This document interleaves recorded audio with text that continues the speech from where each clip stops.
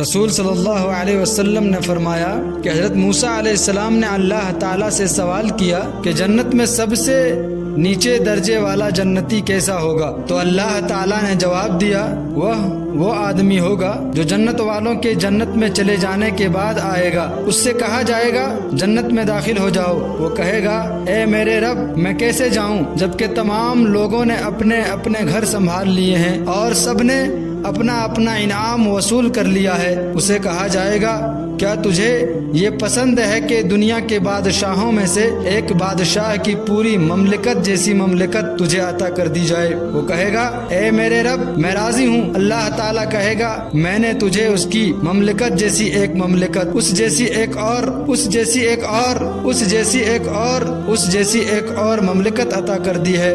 وہ کہے گا اے میرے پروردگار میں راضی ہوں۔ پھر اللہ تعالیٰ کہے گا یہ بھی تیرے لیے ہے اور میں تجھے اس جیسی 10 مملکتیں اور عطا کرتا ہوں، اور تیرے لیے ہر وہ چیز ہے جس کی تو تمنا کرے گا اور جس سے تیری آنکھوں کو لذت ملے گی۔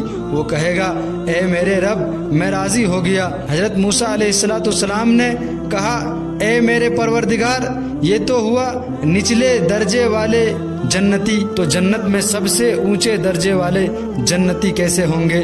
اللہ تعالیٰ نے کہا یہ وہ لوگ ہیں جنہیں میں نے چن لیا ہے اور میں نے ان کی عزت اپنے ہاتھ سے گاڑھ دی ہے اور اس پر مہر لگا دی ہے، یعنی اب میں کوئی اس میں تبدیلی نہیں کر سکتا۔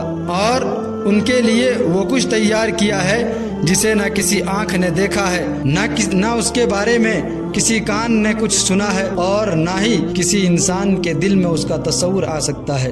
دین کی باتوں کو ثواب سمجھ کر دوسروں تک ضرور پہنچائیں۔ ویڈیو اچھی لگی ہو تو لائک اور سبسکرائب ضرور کریں، بیل آئیکن بھی ضرور دبائیں۔